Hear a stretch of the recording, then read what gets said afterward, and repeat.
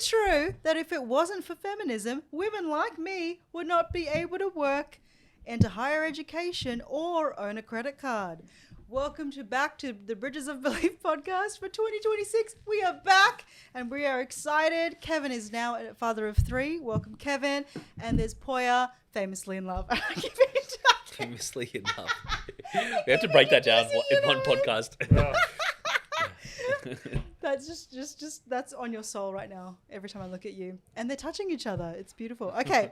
So boys, I've been reading, this author, Carrie Gress. She's this mother of 5, PhD in philosophy. She's written 11 books and she's like super Catholic mum, right? Okay. She's really, really, really insanely smart.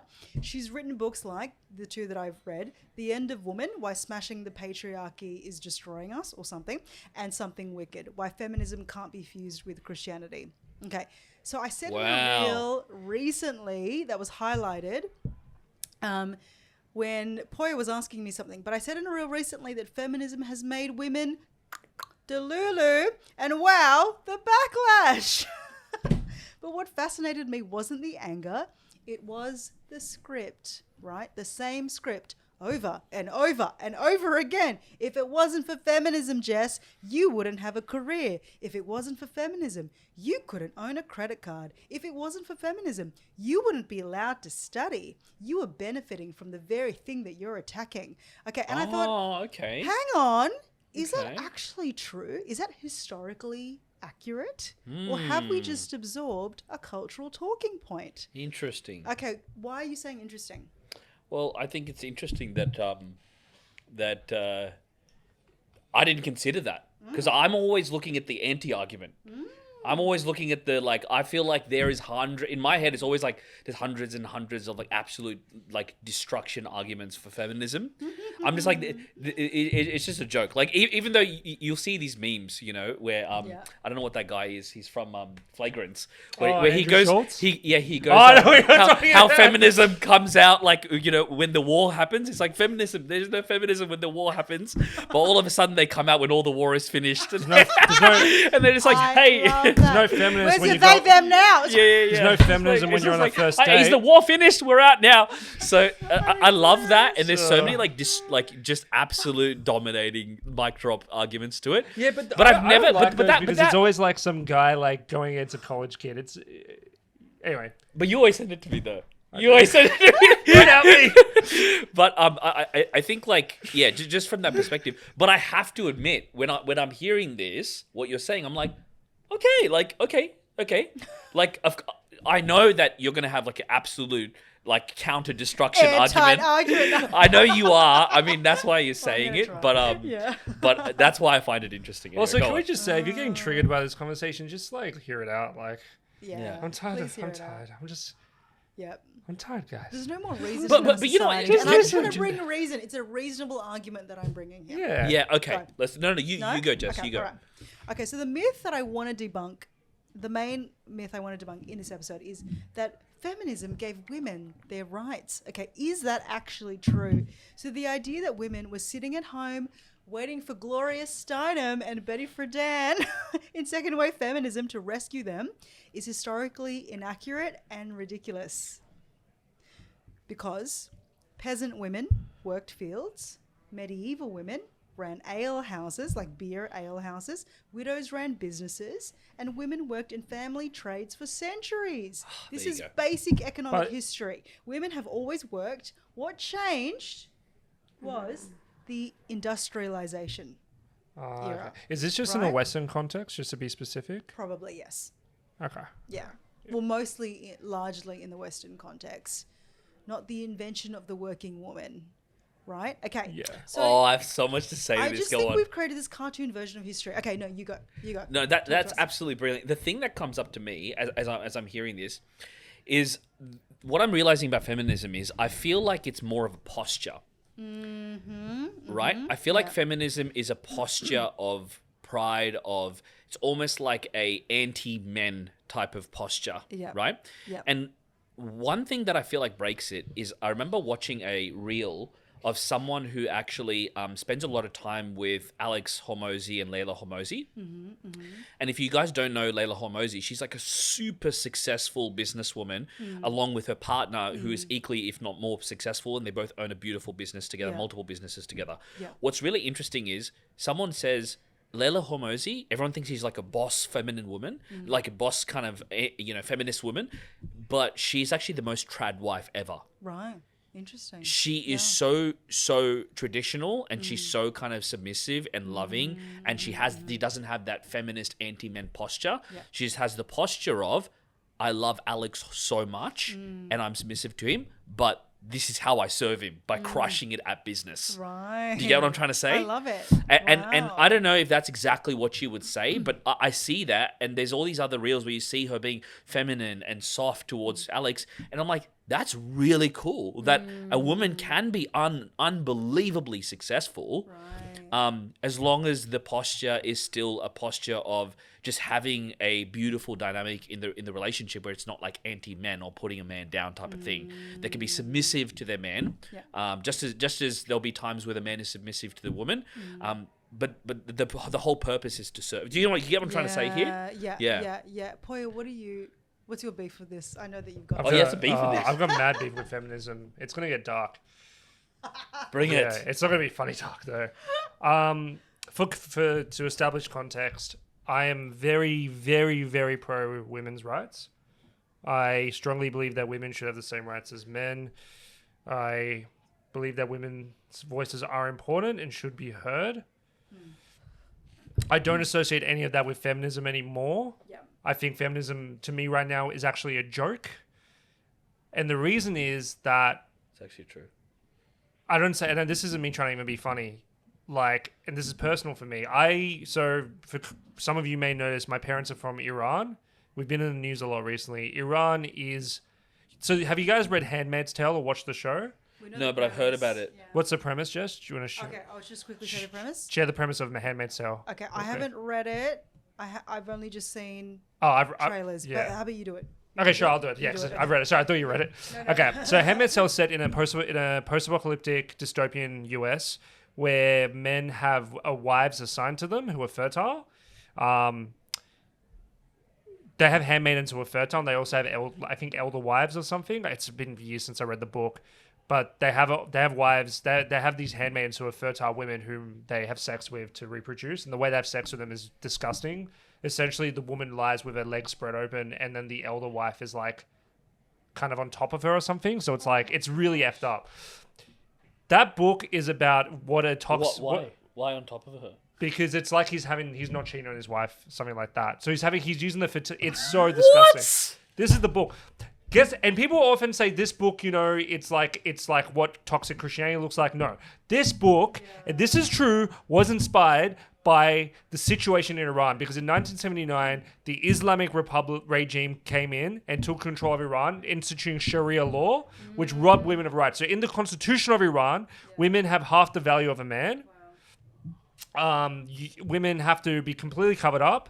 So in 2022, a girl called Mahsa Amini, she was 20 years old, was murdered by the morality police because a piece of hair from a hijab stuck out. They took her, they raped her, and they killed her. Okay? And then everyone started rioting, tearing off, burning their hijabs as they should, and barely anyone said anything. Where are all the feminists? And now, again, the Islamic Republic is murdering their citizens, probably around 70,000 dead. I haven't heard a single feminist say anything. Iran is a gender apartheid. It is, and this whole thing of anti-West imperialism, or how like women are oppressed in the West, sure.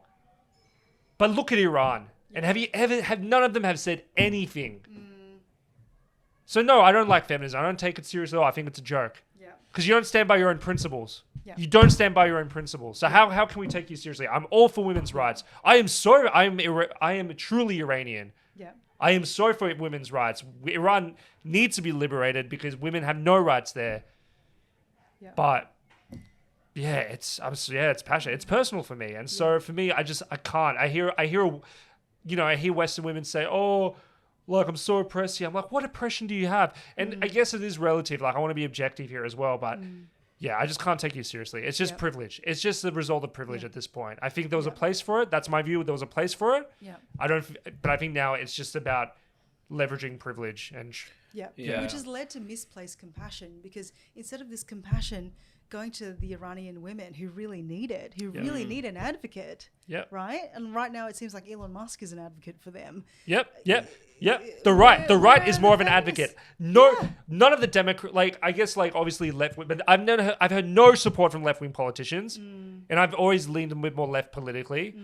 If you want someone to do something, you get the right. Not always. Exactly. I don't know We that. put our money where our you know mouth what- is. I remember my brother was arguing this. He goes, because me and my brother, we always argue about, I'm like, no, you got to be in the middle. You got to be in the middle. He goes, if the war came or the craziest things happened, who do you think was going to respond? And I'm like, yeah, I think it probably the depends. right. I think Probably the right. Look, I think it's a bit more. I think everyone agrees with that. I think it's a bit more nuanced than that because Yeah. I think it's a bit more nuanced than I mean, that. But everything is I will nuanced at say the end, this: but, the like, thing that yeah. pisses me off is the left align with these principles, Yeah. and that's what pisses me off. They are not living up to Yeah. them. It's just That's virtue what signaling. pisses me. virtue It's signaling. just Hot virtue air. signaling. Yeah. Yeah. I've not seen any of my feminist friends on Instagram post about Iran. I'm posting about it every day. I've not seen any of them reshare anything. Wow. And then they're like, "Oh, I'm like a feminist and all this crap." Just shows Shut you up. they don't Yeah. really care about don't it. care. The only thing they care about is it's revenge. Yeah. It's not even revenge. It's just it's Feminism identity. is It's just self-importance. revenge. That's all it is. It's just wanna- revenge. Sorry, Yeah. we've derailed this a bit. This is great. This is great. I want to bring in Carrie Gress's argument because I think you boys will find this really interesting. And I think anyone listening to this episode, I really, really want this to land because I want you to hear this. But Carrie Gress, her theory in Something Wicked, why feminism cannot be fused with Christianity, and Oh, I've read most interesting. of the book and I actually really agree with her right now. But her argument is that her theory is that feminism has become some sort of a shadow church where women in the church, Catholic, Protestant, no matter what kind of church, our church, Assemblies of God, Pentecostal, it's okay to believe these things, even though a lot of it was fused with Marxism, the occult, abortion, the sexual revolution. There's just a lot of really shady stuff going on. Okay, so let me just give you what she believes is feminism's 3 commandments. Thou shalt be autonomous. So the woman needs to be independent, and we're going to really know what women are like once they stop caring for kids and being attached to men. That's what Mary Wollstonecraft, the first wave feminist, was fighting for, Gloria Steinem and Betty Friedan in second wave feminism and beyond. Wow. Okay? Because second wave feminism is often counted in like historical, I guess, reviews, because that's when legal reform started. The suffragettes came about in the first wave. Okay, so the second commandment of feminism, thou shalt be Okay, let me start that again. The second wave of feminism. The second commandment of feminism, thou shalt be promiscuous. Is that actually Oh, written down? interesting. Wait, is this legit? This is a theory. This is a theory from Carrie Gress. Yeah. Okay. And the third commandment of feminism is thou shalt hate all men. Yeah, Okay, for sure. So now obviously not every feminist consciously thinks that, but culturally what do we see? Do we see women encouraged toward radical independence? Yep. Buying their own houses, getting a Yep. sperm donor, having babies by themselves? Absolutely yes. Do we see sexual liberation framed as empowerment? An OnlyFans account will tell you that. Oh, okay. Yep. Right? I get you. Yep. I'm so empowered because look at my breasts. Like I'm going to start an OnlyFans account. I'm going to go on TikTok and bash men. There you go. Do we see suspicion of men as default? Absolutely Yeah, yes. 100%. Gender feminism is a thing. Yeah. Man hating is a thing. There used to be a hashtag out there called Kill All Men. I don't know if it's still out there. But it is normal to hate men. And Wonder Woman was written by... I can't remember who was wrote a guy. it. Originally, what? There's a man who wrote it. No Pretty way. sure Wonder Woman was created by a man. Okay, but Her Land, the original story, was Oh, written yeah. by a Deb woman Mascara. Yeah. who she dreamed of basically a utopian society where there was only women and no men. Right? Okay, Wow. so I just want to say that an ideologically neutral definition of patriarchy is a society led by father figures or men. And I believe in patriarchy. I've done a lot of research on this, and I've landed in saying that I agree with patriarchy because patriarchs understand that their authority is tied to sacrifice. If they have to sacrifice themselves in the front lines of war, they will do it. Matriarchy does not do the same thing. I'm sorry if you don't agree with me, but it is absolutely true. She might sacrifice herself Her time and for childbirth. Yep. Okay, fine. Yeah. But Man is ready to give his life. the men are ready to give their lives. Yep. Men are disposable. Yep. Men know that. Yep. So one thing you hear often from Andrew Tate, which I actually never really understood, and I was like, oh, that's very true, is he always says, like, give the woman joy, happiness, like that's for the woman. For the men, it's suffering, it's facing problems, it's like I don't care about happiness. It's all about like Survival. it's all about survival and Yeah. going through the suffering and experiencing the challenge. As long as she's happy, like I'm, that's my thing. That's all I need. And I'm like, yeah, that makes a lot of sense. Like I understand that. as in you agree with that as a Well, man. well, what's really interesting is I felt like when you watch kind of the old school movies from, like all the way when movies first began to 2000 and let's just say maybe 2010, it's like that's the flavor you get, right? You can't imagine a woman going to a man who's going off to war and she's like, please stay with me. And instead of going off to war and being like, no, I have to fight this war, him going, okay, you know what? I want to stay with you where the bed is nice and comfortable. So I'm going to go and stay with you. No. Like what you feel intuitively that is manly is the man going, I love you and I would love to stay, but I have to go and sacrifice myself and fight this war. And you do it. And there's something within the woman that just goes like, I want him so bad to be here, but I love that he's also like that as well. You know what I mean? He's going to protect me and the country. Yeah. So I think it's biological. Do you mind if I touch on those 3 points? Yeah, absolutely. So the first one was... What was Thou the shalt first? be autonomous, thou shalt be promiscuous, thou shalt hate all men. Yeah, because I'm very on the fence with those. I think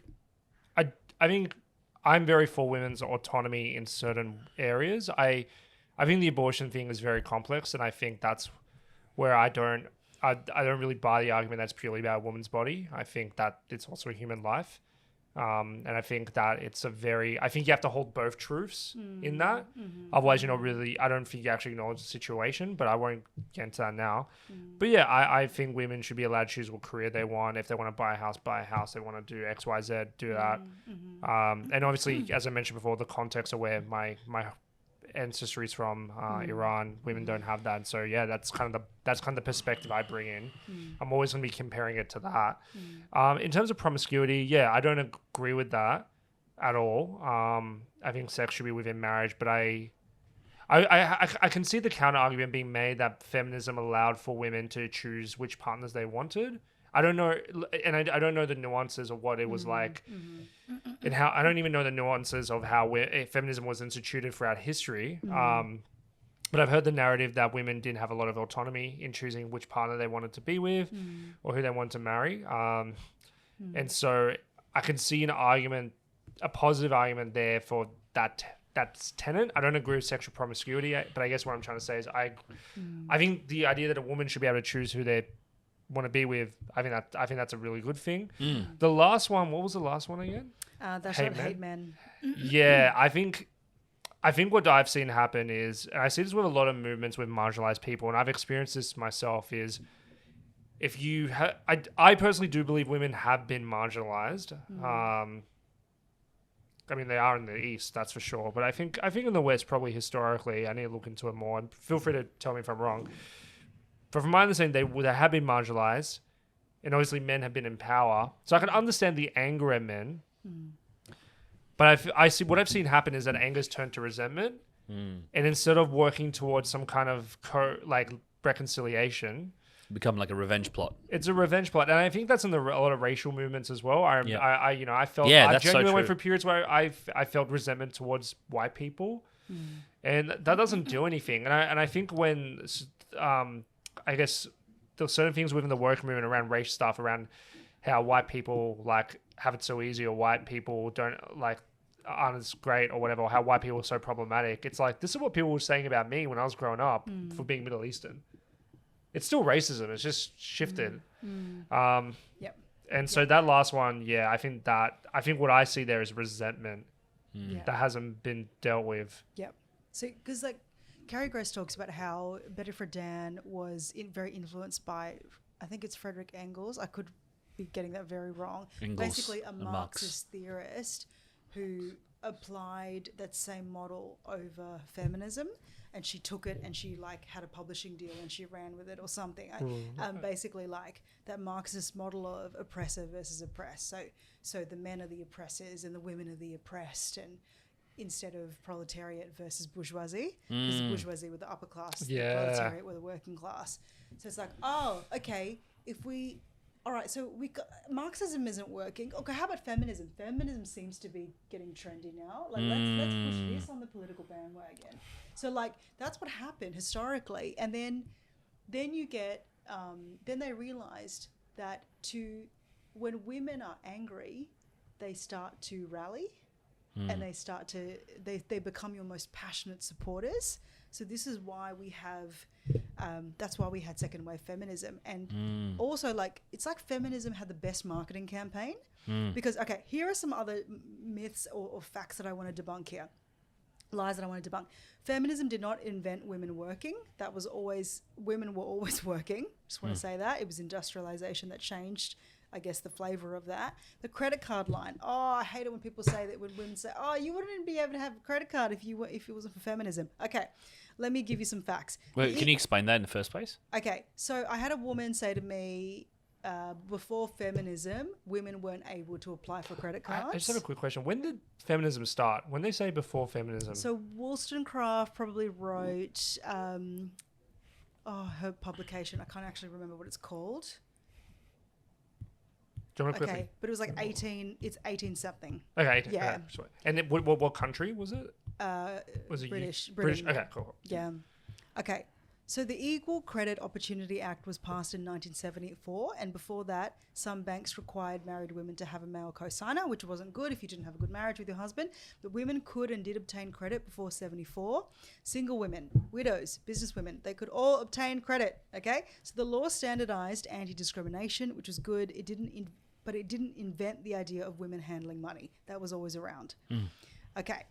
All right. This is another interesting one. Women in education. So you wouldn't be able to have a uni degree if it wasn't for feminism. I really hate this one. So I just want to debunk this one. Women were earning university degrees in the 1800s. The first female doctor, I believe, is Elizabeth Blackwell in America. She graduated in 1849. Okay. But in defense of the feminists, feminism did expand access and enforcement of education for women, but it did not invent the concept of women learning. Okay, was there a lot of discrimination against women for getting a higher education? Yes, there was. Was the patriarchy very judgmental and mocking women for wanting to go to university? Yes. So I understand the anger of feminists, and I did a quick Google search, AI search about this. And the reason why in say 1800s, early 1900s, men didn't want women to get an education is because they felt it would remove them from the home, from their place in the home. And I'm like, I understand your anger at the discrimination, but look, I'm a dating coach and I'm looking at the dating market now, and women are completely obliterating men when it comes to academic success. So there is a hypergamy problem, and now women are so educated, they're now expecting men to rise to the occasion and meet them where they're at, or even be better than that. And men are just not there. So there has to be, something's got to give here. Anyway. And are women naturally more conscientious as well? Yeah. So they're more likely to win at something like studies too? Yeah. Yeah. Yeah, exactly. So anyway, I don't know if you have any thoughts on that, gentlemen. No, I think that's true. I think it's tricky. There's always a cost to, I still stand by, I think women having autonomy is a really beautiful thing, and it's something that I'm 100% for, but I can see in terms of hypergamy, and I feel that it's interesting. When you were saying, a woman would want the type of guy, if you're a woman, you would want your husband to go to war, even though you don't want him to stay. Yeah. And I'm like, I think most feminists will want that. Yeah, it's A just lot true. of feminists I've talked to in my personal life want a masculine guy. Mm. And so it's interesting when you mention the hypergamy thing, because it's almost like,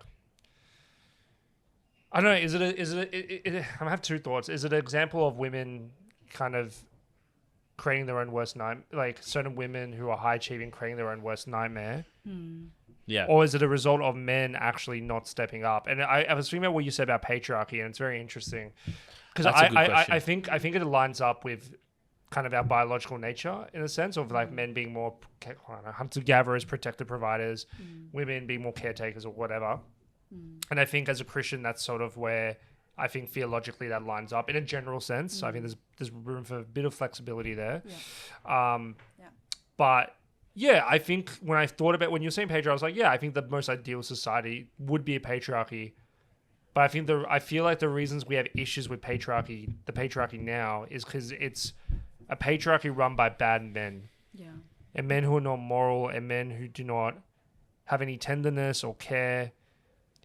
And I mean that, I guess, like when you talk about hypergamy, I guess my question is it a result of women kind of overcorrecting in a sense? Or is it a result of men actually not stepping up? Or is it both? Do you guys have a perspective on that? Bit of column A, bit of column B.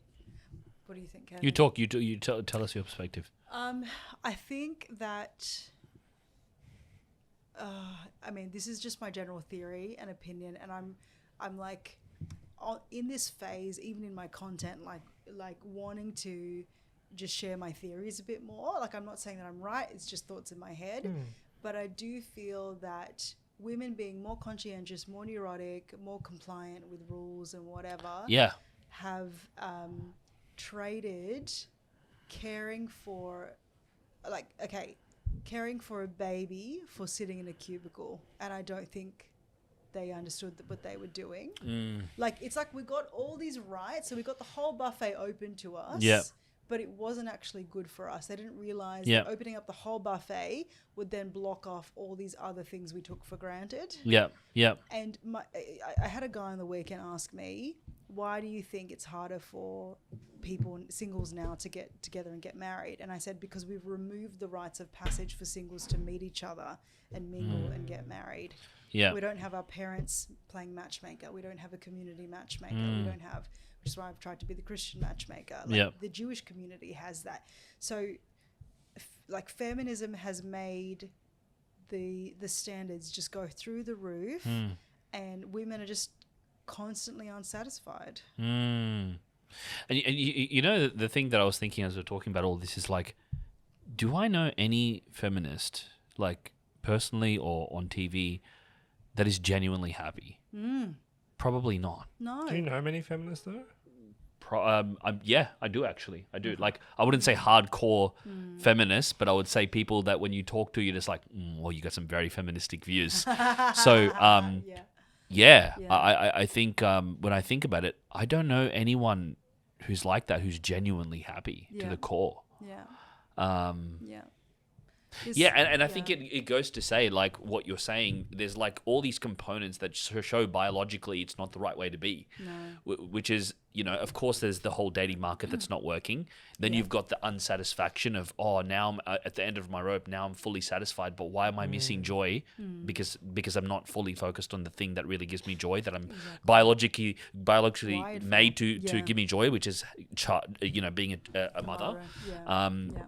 And also, now they're also, because they feel in some shape or sense, they have a higher frame than men because they're more educated. Exactly. They look down on the men, right. which is really interesting because I have to ask you this, right? Higher frame. They have a higher frame than men. So here's the interesting thing. I heard, and I don't think you're going to agree with me on this, but there's a male coach that I know, a men's coach, okay, and more so red pill coach, and he says that in order for a man to keep a woman and have a great relationship with a woman, a man needs to maintain something called competition anxiety, which basically means at all times, she needs to have anxiety, like when she needs to constantly have anxiety of, oh my god, he's so good, I need to work even harder, like to make sure that I'm gonna be like he's not gonna pick someone else, right? So as long as, in a way, it's very very extreme view, right? But he says as long as you maintain that in the relationship where she's like, I've got such a good deal, I got to work harder, keep the food, keep this, look pretty, go to the gym, all this kind of stuff. As long as you keep that, a man will have a great relationship, as long as that is the frame. Which in a way, and I heard another way this is put, it's like for the most optimal chemistry, the woman has to look at the guy as like he's a little bit better than me type of thing, right? And this is very extreme. This is kind of what I've heard. And then you think what you're saying as well, which is kind of like, now the women have the higher frame, and then the chemistry doesn't work as well. And we were talking at the beginning of the podcast where we were like, you know, do we know anyone who has reverse polarity where it works? What's your thoughts on what I've just said? Sorry, I have another question. No, please. I've seen women who are very successful in the corporate world, very university educated, that date like blue collar tradie guys, and they're like head over heels. Okay. Like someone who's a okay, bit dumb that's as interesting. bricks. Okay, because they're playing different status games. So that's what I'm curious. So where do we draw distinctions here? Okay, so she's winning in the corporate field, And he's winning in the bed. He's No, winning, no. he's winning in the being a big brute who can, I don't know, protect her, maybe. Yeah. So is it really to do with the subjective view of what women value in terms of providing and protection? So what I mean by that is some women maybe value like a guy who's handy around the house and who's fun and is charismatic, rather than a guy who's another corporate nerd. While some girls are like, no, he has to work at EY. You have to be a punter, like because in their head that's like the status, like I think I know some people who are like Asian that like the guy has to be like in the same industry or like a white collar job but better. You know what? I think what Poya's saying is actually a really good point, because I think it also depends on where the woman feels that kind of inferiority, superiority kind of frame control. Because, for example, there's an online coach. She makes millions, right? This is like a business coach online. She's on LinkedIn, and she says that I make much more than my husband does. Right. But when we go out to dinner, my husband will pay because it allows me to go into my feminine. What's your thought? I'm curious. What's your thoughts on this? Yeah. I mean, you know me, it's all about the kids. It's all about division of labor. And if the man is breadwinning, then if the man is the provider of the resources, the woman is the organizer of the resources. You know, she's the one that has to get the groceries, cook the dinner, arrange, you know, the way the house is, do the laundry, fold the laundry, look after the babies, nurture the babies. So like, it really comes down to that. Yeah. And the children win when the polarity is in the right place. So that's kind of like my home turf. Like that's my North Star. Of I think that's biblical. What do you think? And Poya, curious what you think too. What do you think happens to the kids when the reverse polarity happens? Oh, they just have really screwed up. Like, what does that look like, though? This is what it looks like. Mommy, Daddy's so funny, He never listen to me. Oh, he always telling me what to. I know from first-hand experience, not as in my relationship, but other relationships. I get you. I'm curious to see. I'm curious to see the data on what happens to kids with reverse polarity. I'd be really I think you can also curious have to see kids that. in like where there's just the masculine, feminine, the normal masculine, and I think it also depends on the people. You can have healthy polarity, for but sure. still be You can have healthy parents. polarity, but a really like really destructive marriage for sure. Oh, but and also be abusive parents. Yeah, for So sure. I don't know. I wonder if you can be reverse polarity and be loving parents. That's a good question. Where you like dad is the soft one and mum is the hard one, or like mum is the. Oh, I've seen it. No, I've seen it. No, but you I've know seen what? it. Yeah. The kids sometimes turn out all right, but then they have like mummy or daddy issues. Yeah, exactly. Yes. Because the dad is Yes. the dad's not stepping up as a man, and the woman is not being the comforted nurturer. Yeah, Yeah. that's a theory. So seen it, Tony yeah. Robbins says this. He's kind of doing intervention with someone, and the guy is like basically a guy who his wife is like this crazy, wild, like, you know, really like hippie lady. And she's wild and crazy, and she's got this fiery energy. And he's like this kind of tame, kind of like, you know, not even grounded, but just like a little bit of a pussycat. And Tony Robbins challenges him. Wow. And it's such a, you got to watch it. It's I so can't- yeah, funny. link it to me. He does this Link really it. interesting thing. And at the end, he basically just says, he asks him a few questions. He goes, okay, so your dad pleased your mum all the time. Yeah. And this is a man that's rewarded for being weak, you know? Wow. And then this is why he's weak. And I'm like, yeah, so this is exactly what would happen. This is a scene.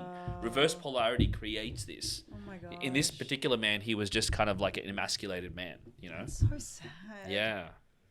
Oh, okay. I know we need to wrap up. Yeah. Okay, so the real question isn't whether feminism did any good. It did. It did contribute to reform, suffragettes, the vote, legal reforms. The real question is, what did it redefine? Because as a dating coach, I see women who are professionally very successful, as we've described, financially independent, sexually liberated, and deeply confused in relationships. Net negative or net positive? I think net negative. Just even from an anecdotal point of view. Absolutely. I'd have to say, I'd actually have to say net positive. Wow. Okay. I need to see more. Okay. Yeah. All right. Yeah. And again, I'm coming from a context of like Iran. Got it. Okay. You know, like, and I think, yeah. So yeah. Okay. look, I'm gonna say net positive, but Yeah. as I said, I'm always open to being proven wrong. Yeah. Okay. Jess, are we going to do another podcast on this? Because I feel like there's so many. absolutely. Yeah, I feel There's like we so need a many. part two. There's so Yeah. many little rabbit holes Yeah. down the feminine. We should this bring is- someone in. Yeah, I think we should. Yeah. Because this is about debunking the main myth of like, if it wasn't for feminism, you wouldn't be able to work, and I don't think that's true. Okay, so we're gonna close here. But what story did feminism make us absorb in the culture? Gonna leave that loop open, and goodbye.